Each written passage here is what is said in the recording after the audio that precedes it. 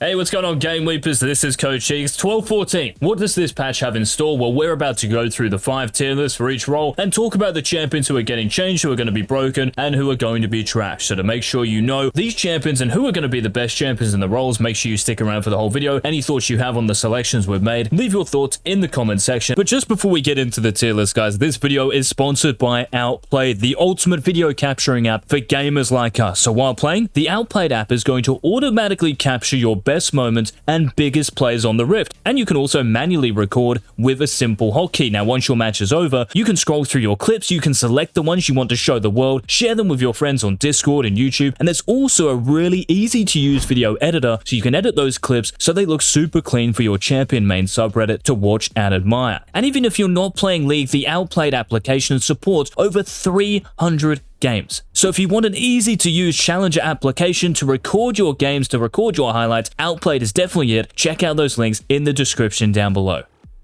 Now we'll start by talking about the top laners in 12-14, and not too much is changing in the top lane in terms of the champions who are going to be broken, because for Darius, for Fiora with Divine Sundra, for Olaf, and for Shen, these champions are doing so well already, and Fiora and Shen are really the only two champions who have moved up from S tier since last patch. And the reasons why? Well, as Fiora, because Sustain is getting nerfed next patch. Fiora, because you can run Grass the Undying and kind of bypass this a little bit, because Second Wind is getting nerfed, Time Warp Tonic is getting nerfed, Health Potions, Refillable Potions, all of these are getting hit. So you're not going to regen as much HP. So because Fiora can run Grass of the Undying with the new and improved Divine Sundra, she's actually a really broken champion. And as for Shen, we have to take into account the teleport change. And the reason Shen has suddenly moved to S tier is because of the teleport change that is apparently coming in, where TP is going to be on a 7-minute cooldown in the early laning phase. So you will probably only be able to use your teleport once before the laning phase ends. So therefore, because Shen has a global ultimate with his Stand United, his value goes up, whereas everyone else running TP,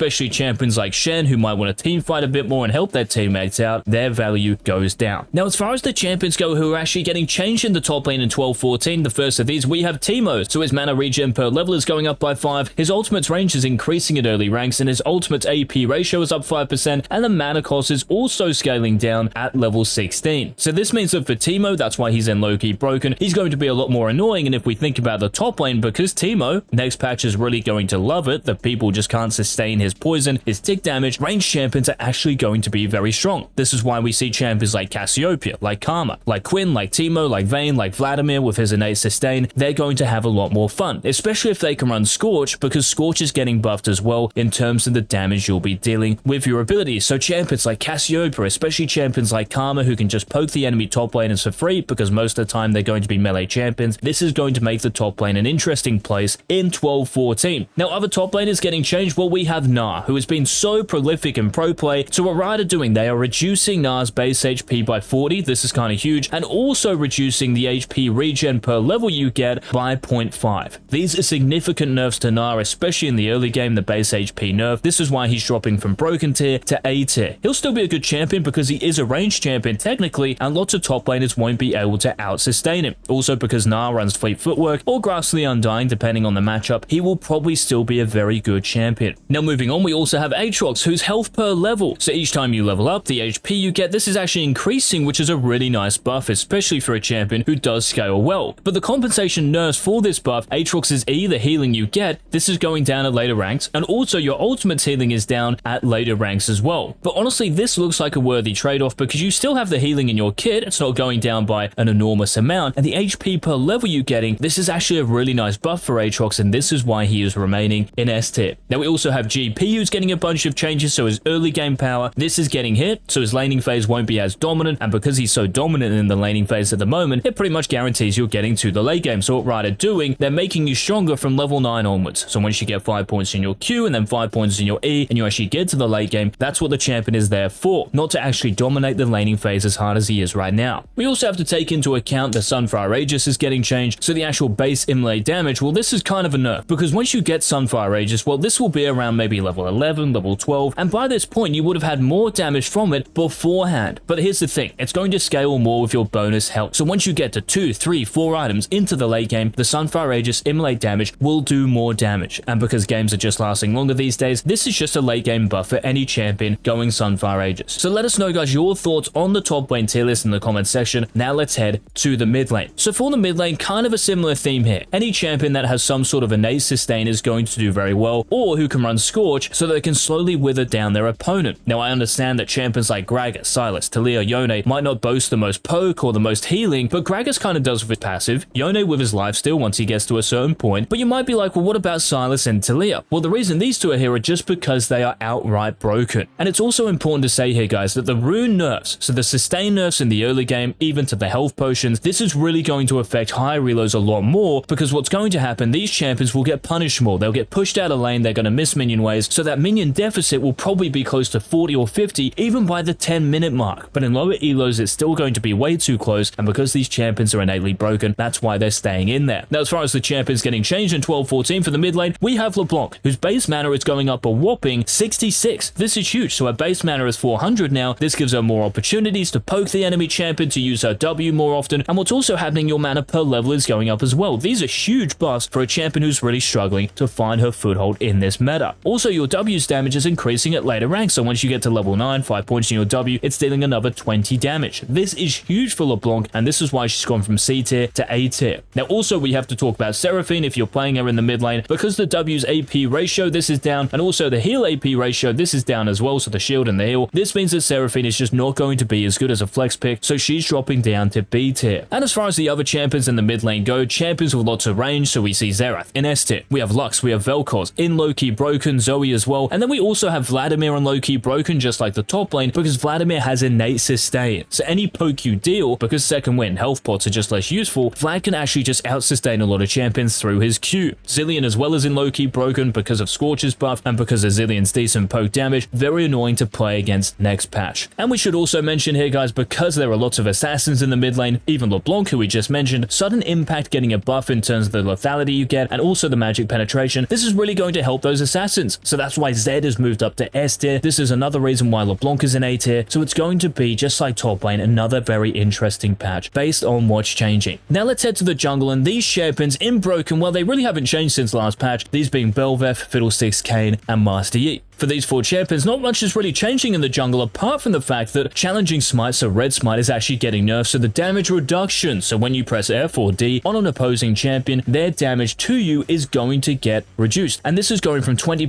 to 10%, so just cut in half. This is really important for champions who are going red smite, but you're still going to get your own damage onto them. So I think these champions who are going red smite, well, they'll still go it, but we also have to consider here, guys, the Sunfire Aegis changes, because what this really affects Diana and maybe other junglers who shouldn't go Sunfire Aegis, but are going it because it's so broken, well, because it's scaling more of your bonus HP now, Diana is not going to build any more HP. So the problem here is that you're not going to get as much from the item as other champions, like pure tank champions, like a Zac, for example, or Nunu. They are going to benefit a lot more. And as far as the champions who are actually getting changed in 12-14, guys, for the jungle, well, first of all, we have Red Kayn, so Ra. So your HP per level is going up, which is nice, because this will give you the scaling. Well, you don't actually need it, but it will give you more scaling. But here's the thing, because Kayn's passive is getting nerfed, the Red Kayn version, so each time you deal damage to the enemy champions, 25 to 35%, depending on the level, this is going down by 5%. So this means that Red Kayn will just have less sustain during those fights, but he will still have enough, so that's why he is remaining in broken tier. Now, as far as the other champions go, we have Pantheon, whose Q's damage is getting increased to monsters to 105% from 70%, so Pantheon's clear speed is going to be back. And because Pantheon, you're such an early presence in the game, even at level 2, you can level 2 gank mid, level 2 gank bot lane, you can invade the enemy jungler, you have so much presence. So Pantheon jungler is going to be back in 12-14, and we also have J4, so the Q's bonus AD ratio is going up by 20%, and your E's cooldown is decreasing to 10 seconds at later ranks. But here's the thing for J4, guys, your W is legit not an ability. Compare this to other W abilities in the game, there is really no comparison. So J4, you might get more damage, your cooldown on your E might go down, and these are nice buffs, for sure. And this is why J4 has gone from C tier to B tier. But it would be a lot better if the balance team buffed your W and actually made it a legit ability. J4 mains, let me know in the comment section section what you actually think of the buffs. So those were the junglers, guys, for 12-14. Now let's head to the bot lane, of course, and talk about the best AD carries you can lock in next patch. These being Draven, Sivir, Tahm Kench, and Twitch, and kind of like the other roles, these aren't really changing. So for Draven, for Sivir, for Tahm Kench, I don't think there's really any surprise here, but if you do pick Tahm Kench, just make sure your support is a center. And for Twitch, I just want to make a point here, because Twitch, in my opinion, because of the changes to sustain in the laning phase, Twitch really needs this to survive. That's why Twitch loves having a Yuumi on him, for example, because she gives him the healing he really needs to get out of the laning phase. This is why it's going to be a massive nerf to Twitch next patch in high relos. So if this was a high elo specific tier list, you might see Caitlyn a lot higher. You might see champions like Varus really high. I mean, he is low-key broken, but Ashe, Miss Fortune as well. Anything with poke is going to be more useful, especially when you pair this with a support in the bot lane like a Xerath, like a Lux, like a Karma. Very annoying combinations because the enemy champions won't be able to survive all of that poke damage you're dealing to them. But regardless, in the majority of elos, really not much is changing. Jhin, Kalista, Samira still very good, and you might be wondering why on earth is Varus and low-key broken. Well, it's not because poke is getting better, well, it kind of is, but it's also because Varus's base AD is getting increased from 59 to 62. This makes your early laning phase a lot better, even if it was kind of already good, but this is a really nice buff, so Varus is in low-key broken. Now, apart from this, Sivir is actually getting nerfed, so as far as your Q's cast time, well, this is going down. It's actually more of a bug fix, but what's also happening, your W's minion damage down by 15%, and your W, the bounces are going to last hit minions that are left at less than 15 HP. But overall, these are probably nerfs, but the champion is still so good, that's why she's still in broken. Now, also, we have Zeri, who's getting nerfed, so the actual numbers here don't really matter too much. I mean, your ultimate's on hit damage is getting decreased, but the real issue with these nerfs is that Riot are trying to encourage you to go like AP Zeri or something kind of weird here, and no one wants this. The reason why Zeri is kind of annoying, I guess, is because of her W's crit damage. It deals so much damage, and that's why people are playing Zeri in the mid lane with like Luden's Tempest and Mirror Mana. But the question here is, why are people playing Zeri? It's to zoom around and deal damage, right? This identity has kind of been lost, so I really don't understand why Riot are nerfing Zeri in the way that they are, so I kind of feel for you Zeri mains out there. Have a rant about it in the comment section, no worries. Now, moving on to the support role here, guys, so we talked about the enchanter items that are getting nerfed in 12-14. So this means that anyone building Moonstone, Renewal, Staff of Flowing Water, any of those champions, they're going to be a little bit worse off. This is why in Broken tier we have Blitzcrank, Senna, Xerath, and Zyra. None of these champions are going to build those items, and for Blitzcrank because of the buffs, Senna because of your innate sustain with your Q, going to be nice because of all the sustain nerfs around you, Xerath because of his amazing poke damage, especially with the buff Scorch, same thing with Zyra. These champions are going to be the best supports. And I know what you're thinking here, look at all the champions that are in S tier, but really I couldn't put them in any other tier, guys, because Amumu is so good since his Q's mana cost got buffed. Bard is just a great champion, especially into the ones in Broken tier, apart from Blitzcrank, because Senna, Xerath, and Zyra are very immobile. You can catch them easily with your ultimate. Brand is kind of like Zyra. His poke damage with Scorch, very annoying. Janna because it's Janna. Karma, poke damage. Lux, Morg. Sona and Soraka because of their innate sustain. They actually do kind of well against poke because they can just heal through it. Also Vel'Koz because of poke, and Yuumi, again, because of innate sustain. Now, as far as low-key broken goes, these are champions who you might not think about to play as a support, but in 12-14, Ashe with her poke, Miss Fortune with her poke, AP of course with an Emax, and Nico with her poke as well, going to be frustrating to play against, and they're just going to be better off. Now, Fiddlesticks is here because of the buffs from last patch, especially to his Q, actually underrated in the majority of elos. Now, Alistar has moved up from B tier to A tier because of the buffs to him, so his Q's mana cost, this is down by 10 at each rank, and his Q's cooldown is down by 1 second, and you are maxing your Q first. These are nice. And we should also mention here, guys, that despite Yuumi getting nerfed, so as far as the heal AP ratio goes by 5%, as far as Janna getting nerfed as well, these champions, just because they are so good anyway, it's going to take more than these nerfs to bring them down to everyone else's level, which is why they're still in S tier. And if we quickly look at the rest of the support tier list, we see champions like Taric, like Shaco, like Set, like Tahm Kench, like Thresh, who may have dropped a tier because of the changes. Now, if we think about it, Taric, look at the champions who are broken. He does not like playing against poke damage because he cannot get onto them. So Taric and Braum, two very similar champions, are not going to enjoy 12-14 as much as they are enjoying 12-13. Also, champions like Set, like Shaco, they love playing against engaged champions, and Thresh and Tahm Kench, because they don't have the kill pressure as much as a Blitzcrank, maybe a Nautilus against these pokey champions, they are not going to enjoy 12-14 as well. Just make sure you don't pick Ryze as a support, and maybe generally as well. So those were the tier list, guys, for 12-14. Again, any comments, leave them down below, and if you did enjoy the video, please remember to leave a like down below as well. And until tomorrow's daily upload, where we will reveal the top 15 champions for 12-14, this has been Coach. Bye.